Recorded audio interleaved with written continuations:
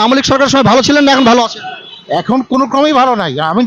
আওয়ামী লীগের সময় আমরা ভালো ছিলাম, জিনিসপত্রের দামও সস্তা ছিল এবং মানুষের মনে একটা স্বস্তি ছিল, কিন্তু এখন সেই বিষয়টা নাই, একদম নাই।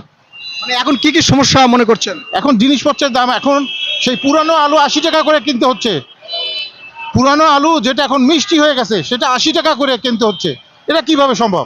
এই সময় তো সেটা 25 টাকা 20 টাকা থাকার কথা। এবং সবচেয়ে বড় জিনিস হচ্ছে মানুষ এখন দীর্ঘশ্বাস চাচ্ছে, ভুল করছে তারা, বুঝতে পারছে তারা। এই ছাত্র জনতা এই আন্দোলন করে এরা ভুল করেছে। অবশ্যই ভুল করেছে। এর জন্য জাতি এখন আসলে এই কলঙ্কমুক্ত হইতে হবে। ছাত্র জনতার যে আন্দোলন করে যে সরকারটা নিয়ে আসছে এটা ভুল করেছে মনে করছেন? রিটার্নিং সরকার ভুল করছে, তাদের যা করার দরকার তা না করে তারা কোনটার নাম পরিবর্তন করবে, কারে রাজনীতি করতে দিবে, এটা তাদের কাজ না। এটা হলো জনগণের কাজ। ভোটের মাধ্যমে তারা নির্ধারণ করবে তারা কাকে ভোট দিবে কাকে ভোট দিবে না।